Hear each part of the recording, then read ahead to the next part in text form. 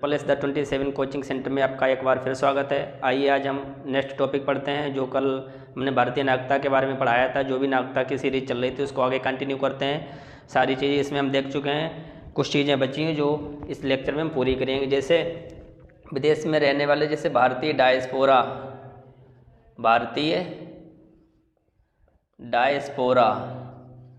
Diaspora के बारे में आज हम चर्चा करेंगे। देखेंगे कि डायस्पोरा का मतलब क्या है और डायस्पोरा में कितने लोग आते हैं, एनआरआई क्या होते हैं, पीआईओ क्या होते हैं, ओसीआई क्या है। 2015 का जो सिटीजनशिप अमेंडमेंट एक्ट आया था उसमें क्या संशोधन किया गया, एनआरआई जो है कौन लोग होते हैं, क्या क्या इनको सबको सुविधाएं मिलती हैं, सारी चीज़ें हम देखेंगे। तो आइए स्टार्ट करते हैं। डायस्पोरा का मतलब क्या होता है, ये जो है इसका अर्थ होता फैलाव। इसका अर्थ क्या है, फैलाव। और ये ग्रीक शब्द है, ग्रीक शब्द। डायस्पोरा कैसा शब्द है, ग्रीक शब्द है जिसका अर्थ होता फैलाव। लेकिन यह फैलाव के संदर्भ में, समुदाय के संदर्भ में है। तो इसका भारतीय डायस्पोरा का पूरा मतलब है कि भारतीय समुदाय। इसको हम लिख सकते हैं कि भारतीय समुदाय जो है, जो विदेश में रहता है उसको भारतीय डायस्पोरा कहते हैं। डायस्पोरा ग्रीक शब्द है जिसका अर्थ होता है फैलाव। तो इस समुदाय में जो है कितने तरह के लोग आते हैं, तो 3 तरह के इसमें लोग आते हैं। पहला क्रम है एनआरआई, बहुत इम्पोर्टेंट है। दूसरा क्रम है पीआईओ और तीसरा है ओसीआई।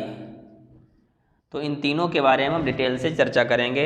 एनआरआई का इसका क्या फुल फॉर्म है, नॉन रेजिडेंट इंडियन या इंडिया, यानी अनिवासी भारतीय। इसको हिंदी में कहेंगे अनिवासी भारतीय।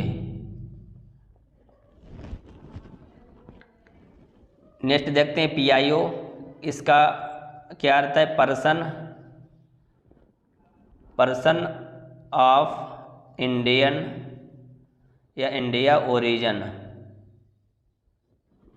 इसको हिंदी में कहते हैं भारतीय मूल के व्यक्ति, भारतीय मूल के व्यक्ति।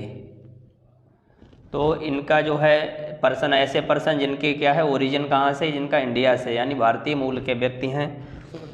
नेक्स्ट देखते हैं ओसीआई का। इसका क्या मतलब है, ओवरसीज सिटीजन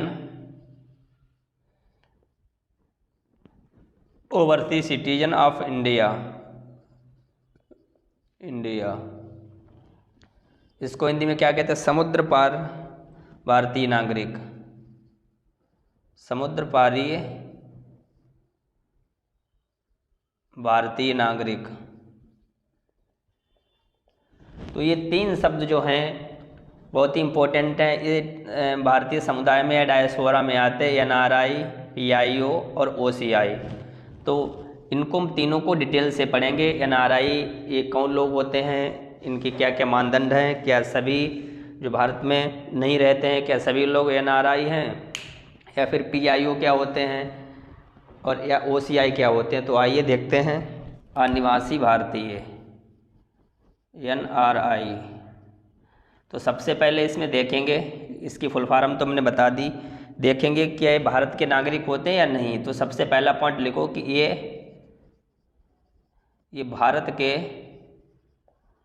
नागरिक होते हैं। ये भारत के नागरिक होते हैं। सबसे मोस्ट इम्पोर्टेंट यही पॉइंट है कि एनआरआई क्या भारत के नागरिक होते हैं। तो हाँ, एनआरआई जो हैं भारत के नागरिक होते हैं। जब भारत के नागरिक हैं तो भारत में मिलने वाली सभी सुविधाओं के ये हकदार हैं। जब नागरिक हैं तो क्या है, भारत में मिलने वाली सभी सुविधाएं प्राप्त हैं जो भारतीय नागरिकों को मिलती हैं। वो सभी सुविधाएं इन्हें मिलती हैं जो एक भारतीय नागरिक को मिलती हैं। जैसे NRI का ये हम मतलब आपको बताएं कि जैसे भारत का कोई निवासी है, जैसे मैं हूँ या आप हो, तो नागरिक तो भारत के ही हो, यहीं आप रह रहे हो, यहीं आपका घर है, माता पिता दादा दादी सब यहीं हैं। लेकिन आप किसी उद्देश्य से या किसी काम से जब आप बाहर चले जाते हैं, विदेश में चले जाते हैं, तो आपको NRI कहा जाता है। विदेश में कितने समय तक? सामान्यतः आप 182 दिन, एक वित्तीय वर्ष के जो है 182 दिन या फिर इससे अधिक समय के लिए आप बाहर रहते हैं, किसी दूसरे देश में रहते हैं, तो आपको NRI कहा जाता है। NRI भारतीय नागरिक होते हैं, विदेश में जाते हैं तो पासपोर्ट या वीज़ा भारत से बनवाते हैं और जाते हैं। तो देखिए किसको कहा जाएगा, यानी NRI कौन, इसका मानदंड क्या है? तो इसके दो मानदंड हैं कि एक वित्तीय वर्ष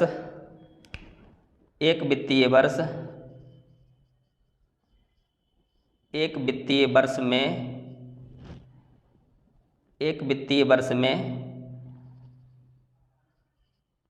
182 या कहीं कहीं 183 भी लिखा होता है, 183 दिन या इससे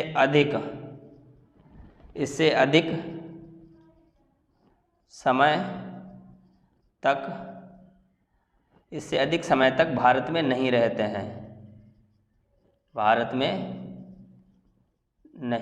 हैं। अगर कोई व्यक्ति है जो एक वित्तीय वर्ष में 182 या 83 दिन या फिर इससे अधिक समय तक भारत में नहीं रहता है तो उसे क्या समझा जाएगा? NRI समझा जाएगा। दूसरा इसका मानदंड क्या है कि उस वर्ष से पूर्व 4 वर्षों के दौरान 365 दिन या इससे कम दिन, और उस वर्ष में 60 दिन से कम भारत में रहा हो। तो दोस्तों ये दो मानदंड हैं, बहुत ही इम्पोर्टेंट हैं कि इसमें देखते हैं NRI होने का क्या मानदंड है। एक वित्तीय वर्ष में, एक फाइनेंशियल ईयर में आप 182 या 83 दिन या फिर इससे अधिक समय के लिए भारत में नहीं रहते हैं तो आपको NRI माना जाएगा। नेक्स्ट देखते हैं कि उस वर्ष से पूर्व 4 वर्षों के दौरान, जैसे मान लो इस साल आज जो साल चल रही है, तो आज से 4 वर्षों के दौरान, पीछे 4 वर्षों के दौरान 365 दिन या फिर इससे कम दिन, और उस वर्ष में लगभग 60 दिन भारत में रहा हो। NRI ये भारत के नागरिक होते हैं। भारत में मिलने वाली सभी सुविधाएं इन्हें प्राप्त होती हैं क्योंकि ये भारत के नागरिक हैं, लेकिन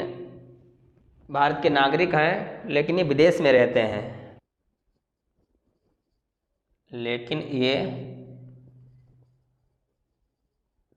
विदेश में रहते हैं, भारत के नागरिक हैं लेकिन ये किसी कारणवश विदेश में रहते हैं। भारत में मिलने वाली सभी सुविधाएं इन्हें प्राप्त हैं, ठीक है, विदेश में रहते हैं ये। नेक्स्ट लिखो, विदेश से पुनः वापस आने पर वीज़ा की ज़रूरत नहीं, वीज़ा की आवश्यकता नहीं है। नेक्स्ट देखिए, सभी प्रकार के भारत आते हैं, विदेश से भारत आ गए तो यहाँ सभी प्रकार की गतिविधियाँ करने का इनका जो है, गतिविधियाँ कर सकते हैं।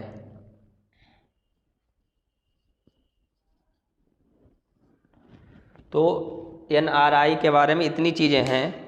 आइए एक बार फिर से समझते हैं कि NRI ये भारत के नागरिक होते हैं। भारत के ऐसे नागरिक हैं जो नागरिक तो भारत के हैं लेकिन विदेश में रह रहे हैं। कितने मिनिमम इनकी क्राइटेरिया क्या है, एक वित्तीय वर्ष में 182-83 दिन से भारत से बाहर रह रहे हों या भारत में ना रह रहे हों, और उस वर्ष से पूर्व, उस वर्ष से पहले 4 वर्षों में 365 दिन या फिर इससे कम, और उस वर्ष में कम से कम 60 दिन भारत में रहे हों, तो ऐसे लोग जो है NRI के कैटेगरी में आते हैं। ये भारत से जब पुनः वापस आते हैं तो इन्हें वीज़ा की ज़रूरत नहीं होती है और ये सभी प्रकार की गतिविधियां भारत में कर सकते हैं और इनको सभी सुविधाएं मिलती हैं। वे सभी सुविधाएं जो एक नागरिक को मिलती हैं वो इन्हें भी प्राप्त हैं। तो ये NRI हो गया, बहुत इंपॉर्टेंट है, इनको ध्यान रखना। आइए हम नेक्स्ट बताते हैं आपको कि अब PIO कौन होते हैं। PIO ये इसका प्रारंभ कब हुआ? इसका प्रारंभ 2002 में, इसकी शुरुआत 2002 से हुई थी और इसकी फुल फॉर्म क्या है? Person of India origin,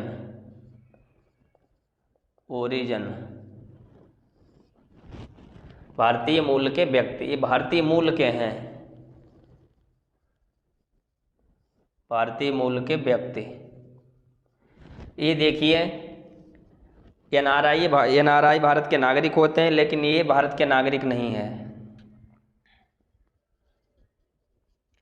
Bharat के ये नागरिक नहीं हैं, भारतीय मूल के।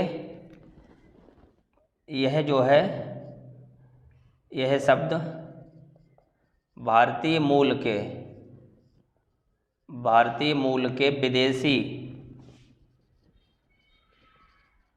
विदेशी नागरिक को संदर्भित है, विदेशी नागरिक को संदर्भित है। यानी ऐसा कोई व्यक्ति जो भारतीय मूल का है, जिसके माता पिता दादी दादा ये सब जो है भारत के हैं, लेकिन वो भारत में नहीं रहता है, वो कोई विदेश में रहता है और वहाँ की नागरिकता उसने ग्रहण कर ली है। जब वहाँ की नागरिकता ग्रहण कर ली है तो फिर भारत का वो नागरिक नहीं होता है। जब ये व्यक्ति जो है भारत का नागरिक नहीं है तो क्या इसे सभी सुविधाएं मिलेंगी? नहीं। अगर सुविधा की बात करें तो इन्हें कोई विशेष सुविधा नहीं दी जाती है, कोई विशेष सुविधा नहीं दी जाती है। भारतीय मूल के, भारत के नागरिक नहीं, इन्हें कोई विशेष सुविधा नहीं दी जाती है।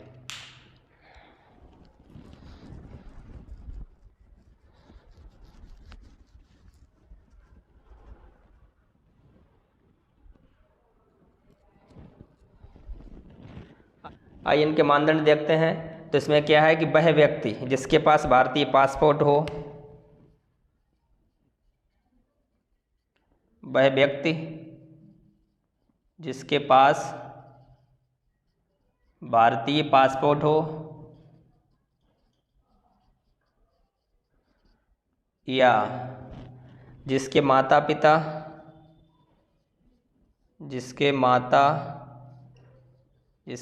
पिता या दादा दादी या परदादा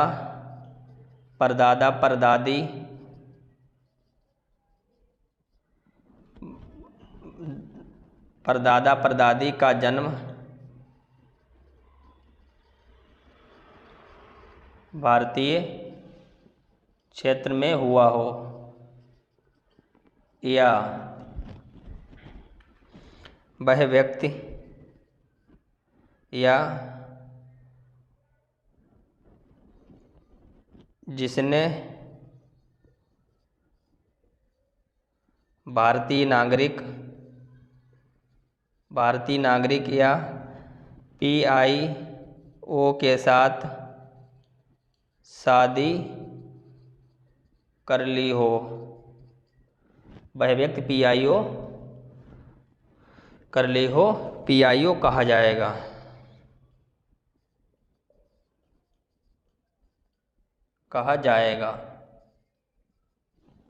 तो दोस्तों देखिए, PIO में इतनी बातें हैं कि PIO का प्रारंभ 2002 में हुआ था। इसकी full form person of Indian origin, भारतीय मूल के व्यक्ति। ये भारत के नागरिक नहीं होते हैं, जिनके माता पिता दादा दादी परदादा ही इनका जन्म भारत में हुआ था, इसीलिए ये भारतीय मूल के कहे जाते हैं, लेकिन इनके माता पिता दादी दादा ये तो भारत में ही रहे हैं, भारत में ही रहे हैं, इनका जन्म हुआ हो और भारत में रहे भी हों। यहाँ पे लिख लो, जन्म क्षेत्र में हुआ हो प्लस स्थायी भारतीय निवास किया हो, निवास किया हो। तो इनका जन्म हुआ है माता पिता का, दादा दादी का या परदादा परदादी का, और जन्म के बाद में ही भारतीय क्षेत्र में रहे भी हैं स्थायी रूप से, लेकिन इनके जो संतान है, पुत्र होंगे, वो नागरिक जो है नहीं है, क्योंकि वो अब विदेश में रह रहे हैं। आइए देखते हैं PIO शॉर्ट समरी। इनका प्रारंभ 2002 में हुआ था। PIO मतलब पर्सन ऑफ इंडियन ओरिजिन, ये भारतीय नागरिक नहीं होते हैं, ये विदेश में रह रहे हैं वर्तमान में, बाकी इन्होंने नागरिकता ग्रहण कर ली है, लेकिन ये भारतीय मूल के इन्हें कहा जाएगा, क्योंकि इनके माता पिता दादा दादी परदादा का जन्म भारत में हुआ था, वहीं स्थायी रूप से रहे थे। और ये क्योंकि भारत के नागरिक नहीं होते, इसीलिए इन्हें कोई खास सुविधाएँ नहीं दी जाती हैं। कि ये NRI भारतीय नागरिक होते हैं, PIO भारत के नागरिक नहीं होते हैं। NRI भी बाहर रहते हैं, ये भी, वो केवल बाहर रहते हैं, लेकिन उन्हें किसी अन्य देश की नागरिकता उनके पास नहीं होती है। जैसे NRI और PIO में देखो क्या अंतर है। NRI और प्लस PIO दोनों में क्या अंतर होता है, इनमें समानता क्या है। दोनों देश से बाहर रहते हैं, बाहर रहते हैं, ठीक है, ये समानता। NRI है, इनके पास क्या विदेशी नागरिकता होती है, विदेशी नागरिकता होती है, लेकिन इनके पास केवल भारतीय नागरिकता है। बेशक विदेश में रहते हैं, नागरिकता इनके पास जो है वो भारत की है, और ये इनके माता पिता दादा दादी या परदादा ये भारतीय क्षेत्र में उनका जन्म हुआ था, वहीं रहे थे, लेकिन ये जो है ये विदेश में आ गए, इन्होंने विदेशी नागरिकता ग्रहण कर ली। इसके बारे में कुछ इम्पोर्टेंट और बातें हैं कि 2015 में 2015 वर्ष 2015 में जो नागरिकता संशोधन अधिनियम आया था, CAA नागरिकता संशोधन अधिनियम 2015 में PIO श्रेणी को समाप्त कर दिया गया, समाप्त कर दिया गया, PIO श्रेणी को समाप्त कर दिया गया। और जो है इसको यानी PIO को OCI में सम्मिलित कर दिया गया, OCI में शामिल कर दिया, यानी PIO और OCI को मिला दिया गया, PIO प्लस OCI को मिला दिया गया। और नया नाम क्या रखा गया, OCI कार्ड होल्डर, ये नया नाम रखा गया। दोनों श्रेणियों को जो है मिला दिया गया था, ये भी ध्यान रखना। तो PIO का प्रारंभ कब हुआ था, 2002 में, समाप्त कब हुआ था, 2015 में। और ये किस में मिला दिया गया था, OCI मिला दिया गया था। नया नाम क्या बना, OCI कार्ड होल्डर। अब हम OCI देखेंगे, फिर OCI कार्ड होल्डर देखेंगे। OCI एक्चुअली यह एक दर्जा है, OCI क्या है, एक ये दर्जा है जो समुद्र पार के देश हैं उन खास देशों को ही भारतीय सरकार जो है OCI का दर्जा देती, OCI का कार्ड देती है। तो देखिए इसमें OCI का प्रावधान कब लागू हुआ था, क्या क्या इसमें जो है बीच बीच में सुधार हुए थे। तो देखिए भारत सरकार इसमें जो विदेश मंत्रालय, भारत सरकार में ये काम जो है सब विदेश मंत्रालय करता है। तो भारत सरकार ने 2000 में, सन 2000 में ML सिंघवी समिति, ML समिति का जो है गठन किया था। और इस ML सिंघवी की रिपोर्ट कब आई थी, इस समिति की रिपोर्ट कब आई थी, इसकी रिपोर्ट 2002 में आई थी। और इसने जो है भारतीय नागरिकता अधिनियम 1955, भारतीय नागरिकता अधिनियम 1955 में संशोधन का सुझाव दिया, संशोधन का इसने क्या दिया, सुझाव दिया। तो इसके सुझाव को मान लिया गया और क्या हुआ कि भारतीय नागरिकता अधिनियम, इसको CAA 2003, भारतीय नागरिकता अधिनियम संशोधन अधिनियम 2003 पारित किया गया। इसमें क्या कहा गया कि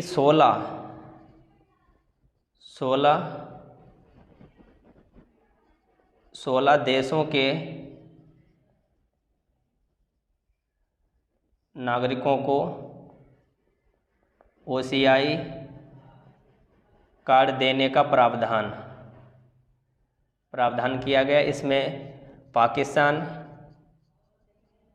पाकिस्तान और प्लस बांग्लादेश को इसमें जो है छोड़ दिया गया, इसको अपवाद के रूप में। 16 देशों के नागरिकों को OCI देने का प्रावधान किया गया 2003 में। फिर इसमें 2005 में संशोधन हुआ, 2005 में फिर संशोधन हुआ। अब इसमें क्या संशोधन हुआ, पहले 16 देश थे, अब सभी देशों के लिए OCI कार्ड देने का प्रावधान किया गया। इसमें लिखो अब सभी देशों के नागरिकों को OCI देने का प्रावधान किया गया। इसमें पाकिस्तान और प्लस बांग्लादेश ये अपवाद था। ठीक है, तो 2003 में 16 देशों के लिए OCI देने का प्रावधान था, 2005 में सभी देशों के लिए OCI कार्ड देने का प्रावधान किया गया था। इसके बाद फिर संशोधन हुआ 2015 में, 2015 में। तो 2015 में जो है PIO और OCI का क्या कर दिया गया, विलय कर दिया गया। OCI का विलय कर दिया गया और नया क्या बना था, OCI कार्ड होल्डर। ये नया एक जो है स्टेटस बना, OCI कार्ड होल्डर। तो ये चीज़ें हैं, यहाँ तक हमने जान लिया कि 2000 में ML सिंघवी समिति का गठन किया गया भारत सरकार के द्वारा।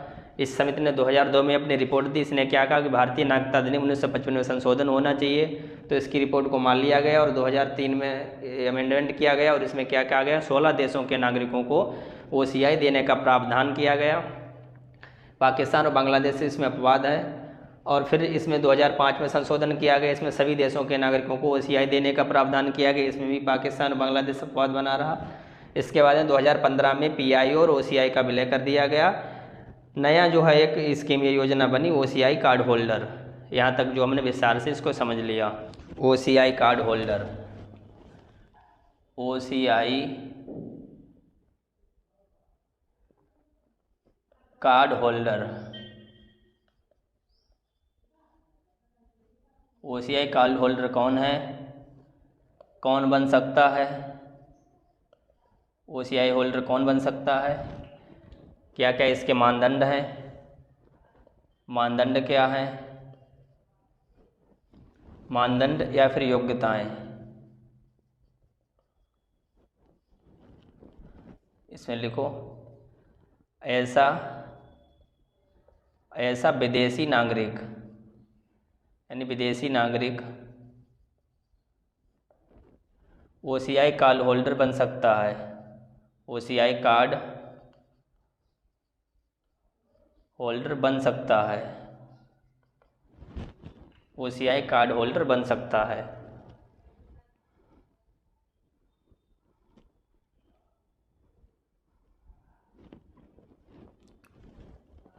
कौन कौन, जो संविधान के प्रारंभ के समय, जो संविधान के प्रारंभ के समय यानी 26 जनवरी 1950 या प्रारंभ के बाद भारतीय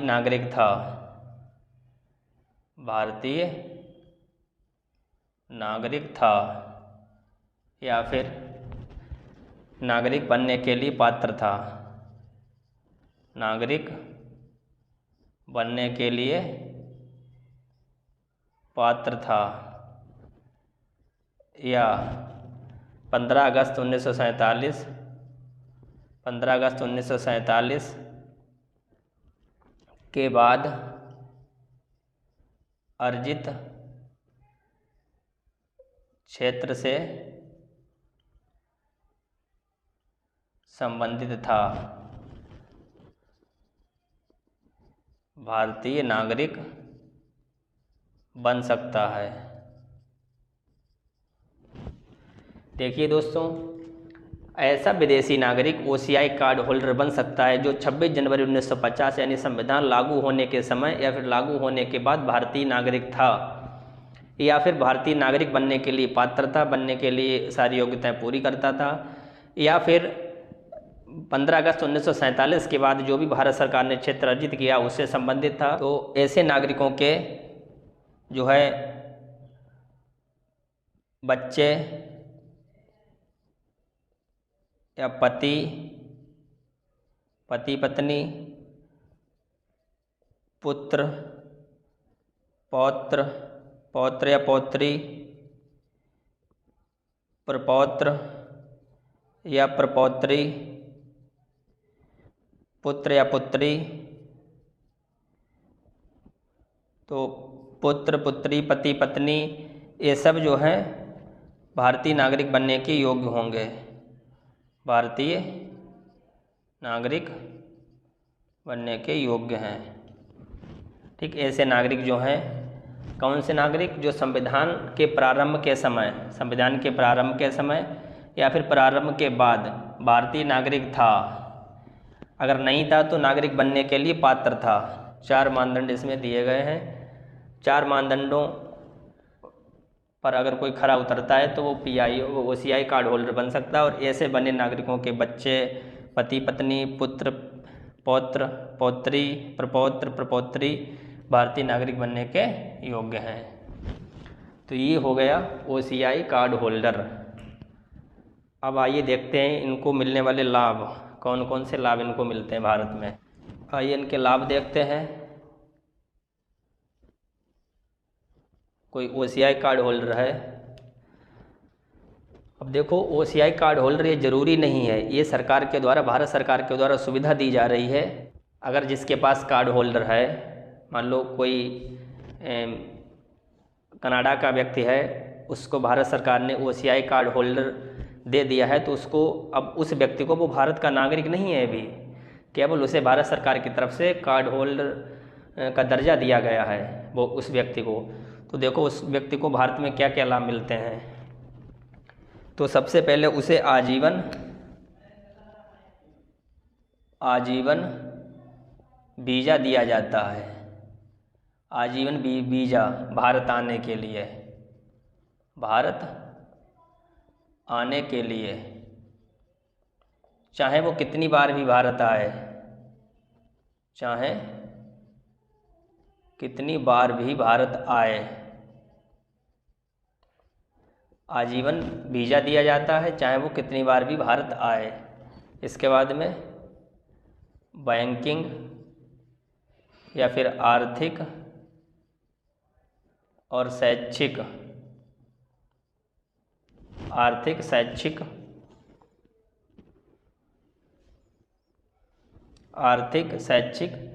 या फिर वित्तीय क्षेत्र में उपलब्ध हर सुविधा,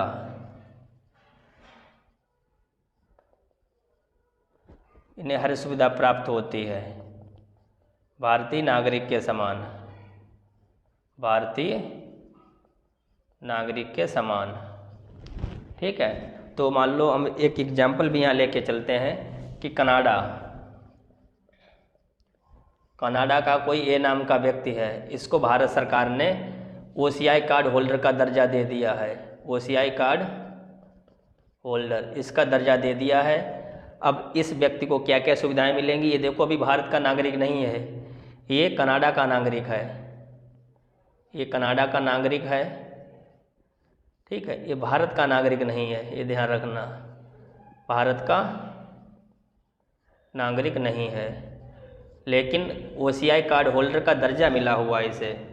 तो देखो इसे क्या क्या लाभ मिलेंगे अब इस कार्ड होल्डर से। लाभ, अब भारत सरकार जो है इसे एक वीज़ा दे देगी। क्या दे देगी? वीज़ा दे देगी। वीज़ा भारत आने जाने के लिए, कितनी बार भी आए कितनी बार भी जाए, इसे जो है इस व्यक्ति को बैंकिंग क्षेत्र में या आर्थिक क्षेत्र में या शैक्षिक या फिर वित्तीय क्षेत्र में उपलब्ध जो हर सुविधा, जो भी भारतीय नागरिकों के लिए उपलब्ध हर सुविधा है वो भी इन्हें मिलती है। इसके बाद देखते हैं, इसमें एक अपवाद है कृषि और वानिकी। कृषि और वानिकी, वानिकी परिसंपत्तियों के अधिग्रहण को छोड़कर,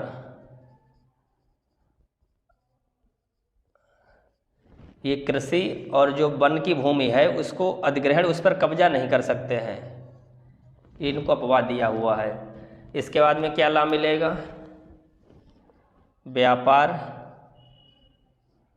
और निवेश, निवेश में इन्हें सहूलियत मिलेगी। व्यापार में और निवेश में इनको सहूलियत प्रदान की जाएगी। आइए नेक्स्ट देखते हैं, नेक्स्ट इन्हें क्या क्या लाभ मिलेगा। जो घरेलू उड़ान है, घरेलू उड़ानों के, घरेलू उड़ानों का किराया वही वसूला जाएगा या वही वसूला जाएगा जो एक भारतीय नागरिक से वसूला जाता है। भारतीय नागरिक से वसूला जाता है। तो घरेलू उड़ानों का किराया इनका जो है ज़्यादा नहीं होगा। व्यापार और निवेश में इनको सहूलियत मिलेगी। बैंकिंग क्षेत्र में, आर्थिक क्षेत्र में, शैक्षिक क्षेत्र में, वित्तीय क्षेत्र में जो है उपलब्ध हर सुविधा के हकदार होंगे। इसके बाद में जो भी वानिकी जो पर्यटन स्थल है वहाँ पे अगर ये घूमने जाएंगे तो इनको प्रवेश शुल्क वही लिया जाएगा जो एक आम भारतीय से लिया जाता है। राष्ट्रीय उद्यानों या पार्कों में प्रवेश शुल्क लिखो, इसमें राष्ट्रीय उद्यानों और पार्कों में प्रवेश शुल्क, ठीक, भारतीय नागरिक के समान, भारतीय नागरिक के समान। तो दोस्तों इनको ये सुविधाएं मिली हुई हैं। अगर वैसे कोई मान लो ये वीज़ा नहीं है, जैसे कनाडा का व्यक्ति है, जैसे बी व्यक्ति है, ये इसके पास जो है OCI कार्ड नहीं है, OCI कार्ड नहीं है, तो फिर इसको ये सारी सुविधाएं जो हैं वो नहीं मिलेंगी।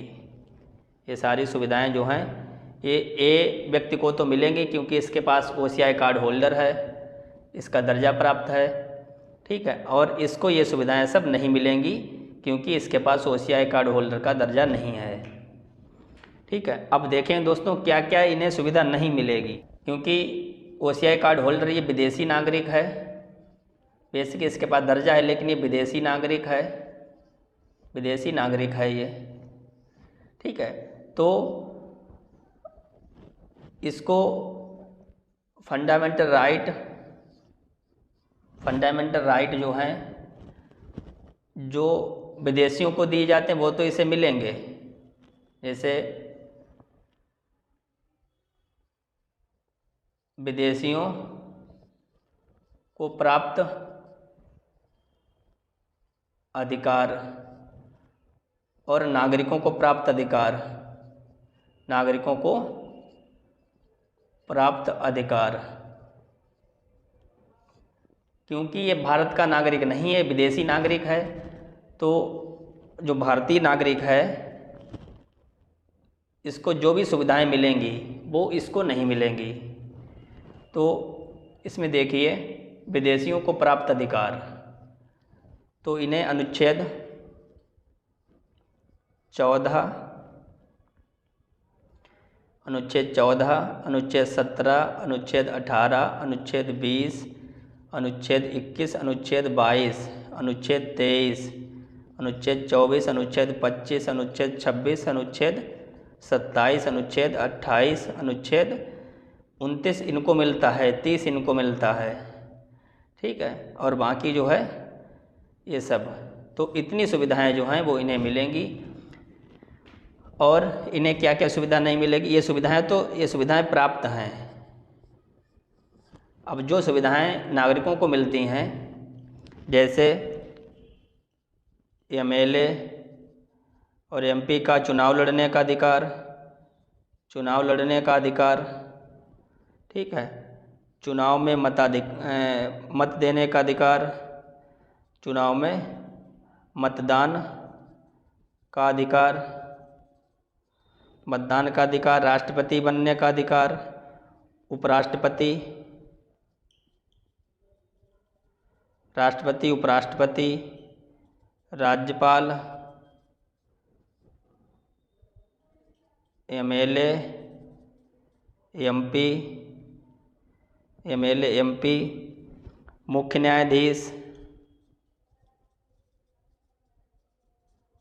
न्यायाधीश आदि बनने का अधिकार। ये अधिकार जो है ये POCI लोगों को नहीं है, केवल नागरिक लोगों को है। ये अधिकार जो उन्हें प्राप्त हैं जो भारत के नागरिक हैं। अब OCI कार्ड होल्डर भारत के नागरिक नहीं हैं, तो इन्हें ये अधिकार नहीं प्राप्त है, ठीक है। तो इन्हें कौन कौन से अधिकार मिले हैं? केवल अनुच्छेद 14 और ये सब जो हमने लिखे हैं, ये अधिकार विदेशियों को प्राप्त हैं, और ये अधिकार जो हैं विदेशियों को यानी OCI कार्ड होल्डर को प्राप्त नहीं है। तो दोस्तों ये OCI कार्ड होल्डर हो गया, बहुत ही इम्पोर्टेंट है। इसको सही तरीके से समझो, सही तरीके से इसको जानो, बार बार वीडियो को देखो, सारी चीज़ें एक बार में क्लियर हो जाएंगी।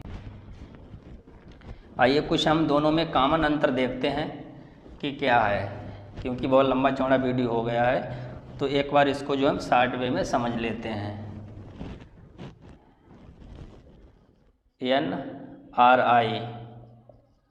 NRI, PIO और OCI, ये देखो भारत के नागरिक हैं, ये भारत के नागरिक हैं। ये दोनों लोग जो हैं, ये दोनों लोग भारत के नागरिक नहीं हैं, भारत के नागरिक नहीं हैं। ये भी नागरिक बन सकते हैं भारत के, ये भी नागरिक बन सकते हैं। इन्हें बनने के लिए क्या है, 7 वर्ष तक भारत में रहना पड़ेगा, आवेदन करने से पूर्व 7 वर्ष भारत में रहना पड़ेगा। और इन्हें क्या है, इन्हें अपने जो है माता पिता, दादा दादी, परदादा दादी के आधार पर इन्हें नागरिकता मिल सकती है, इन्हें भी नागरिकता मिल सकती है।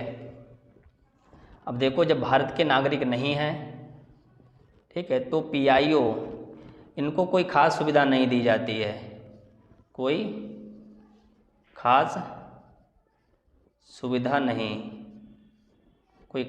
नहीं दी जाती है, क्योंकि इनके पास OCI के पास एक दर्जा प्राप्त है, इन्हें कार्ड होल्डर का दर्जा प्राप्त है, तो इन्हें कुछ विशेष सुविधाएं दी जाती हैं, विशेष सुविधाएं दी जाती हैं, ठीक है। अब देखिए OCI कार्ड होल्डर व्यक्ति ये भारत का नागरिक कैसे बन सकता है। नागरिक बनने के लिए कहाँ का भारतीय नागरिक बनने के लिए क्या है कि 5 वर्ष तक लगातार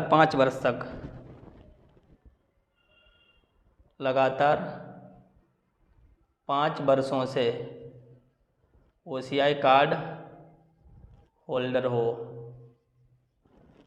और आवेदन से पूर्व लगभग 12 माह भारत में रहा हो। आवेदन करने से पूर्व भारत में 12 माह रहा हो तो ये बन सकता है। और ये कैसे बन सकते हैं, ये आवेदन करने से पूर्व 12 माह और उससे पहले 7 वर्ष तक रहे हों। तो ये सारी चीज़ें हैं, इनको ध्यान से देखना समझना। आज के लिए इतना ही।